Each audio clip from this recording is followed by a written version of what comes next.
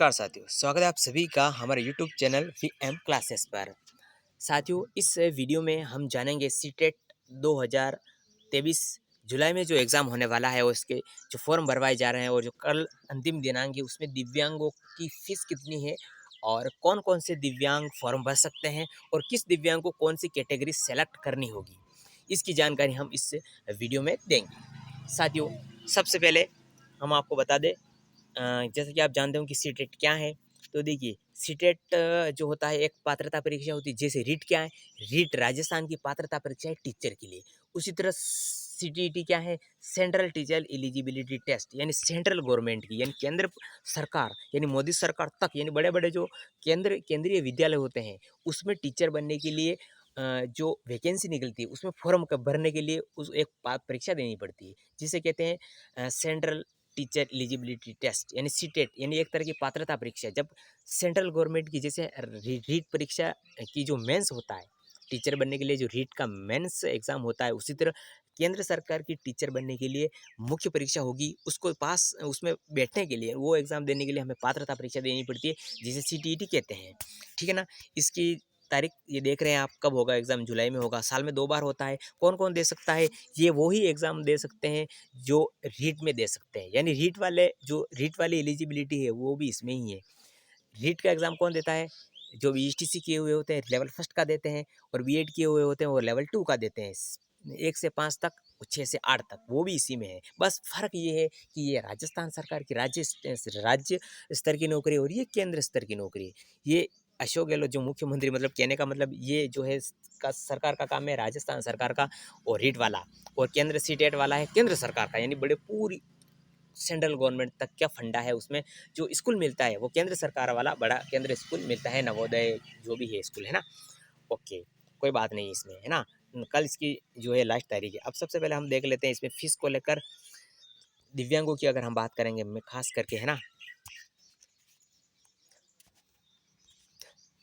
देखिए, different abled person की अगर हम बात करें, डिफरेंट एबल्ड पर्सन की अगर हम बात करें, तो यदि आप लेवल फर्स्ट का एग्ज़ाम देना चाहते हो, कक्षा 1 तक के टीचर बनना चाहते हो केंद्र सरकार के, ठीक है ना, तो आप बीएसटीसी चाहिए जी, हमें डीएलएड भी कहते हैं, बीएसटीसी बीटीसी अलग अलग कहते हैं, अलग अलग अगर आप राज्य के हो तो।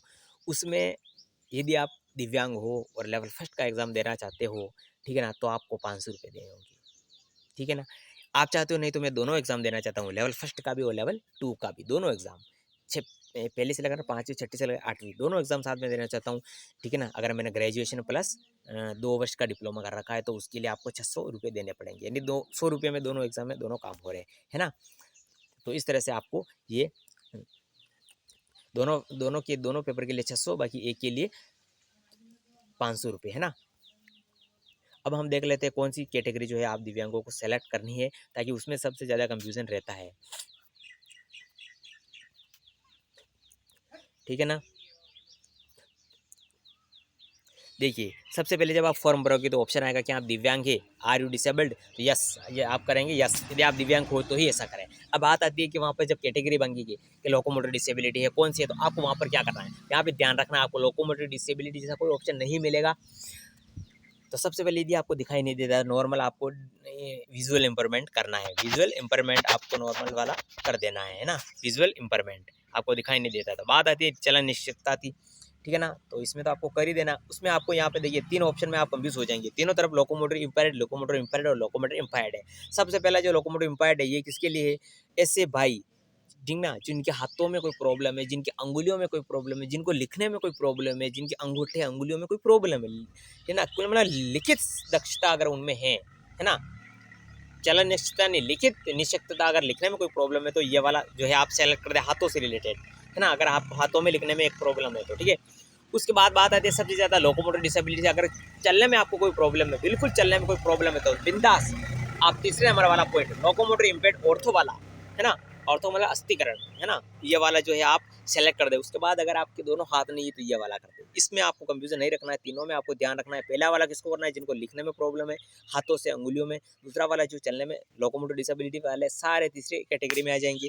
चौथे वाले में वो आएंगे जिनके दोनों हाथ नहीं है, बी ए का मतलब होता है बोथ आर्म्स, दोनों भुजाएं, ठीक है ना। उसके बाद जिनको सुनाई नहीं देता ये वाला आ जाएंगे, जिनको ऊंचे सुनाई देता है ये वाला आ जाएंगे। इस तरह से आप सेलेक्ट कैटेगरी जो है सेलेक्ट कर सकते हैं। तो आप सेंट्रल गवर्नमेंट की जो है वैकेंसी, अगर आप बीएड है तो भी आप फॉर्म भरें, बीएसटीसी है तो भी करें, दोनों है तो भी भरें, और ग्रेजुएशन है तो भी फॉर्म भरें।